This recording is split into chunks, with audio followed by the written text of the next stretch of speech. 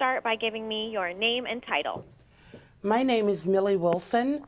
I am a cancer thriver. Jacob Sands, I'm a lung medical oncologist. Tell us a little bit about the Saved by the Scan PSA.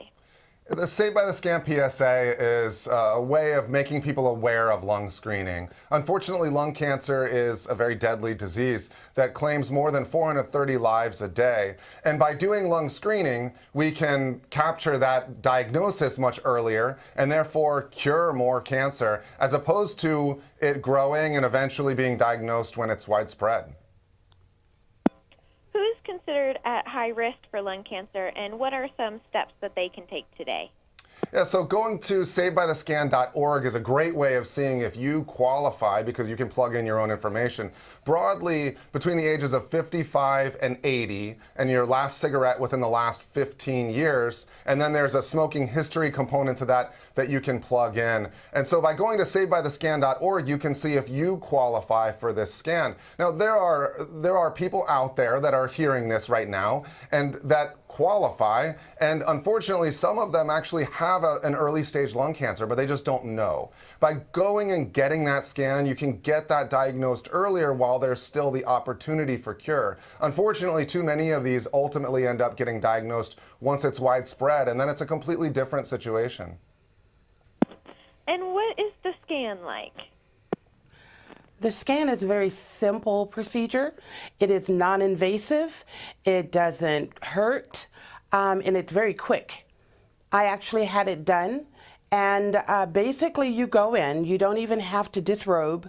You are laid on this gurney bed type of thing, and you're put through a machine that looks like a huge donut, and it just scans your chest area. They tell you to hold your breath and breathe, and you're sent home. Easy peasy. So are there any cost implications for this scan? Well, this is something that's covered. I mean, this is national guidelines recommendation since 2013. So this is covered by Medicare. It's covered by private insurers. People should make sure that they're in network. But essentially, this is something that's covered by insurance without a copay. So that really shouldn't keep anybody from going and getting the scan. Do you have any advice for those with a smoking history who might be afraid to receive the scan? Well, I think sometimes people are a little afraid of finding out that they have a lung cancer there. But I would say, aren't you more afraid of not finding out? By finding out, you can do something about it. By not finding out, this will show up much later, and it's a completely different situation. So it's important to be like Millie and go get that scan, because that way we can cure the disease. And where can people go to learn more? Well, by going to savedbythescan.org, you can see resources as well as be able to plug in your information to see if that's something that you qualify for. If you qualify, this is so important to do.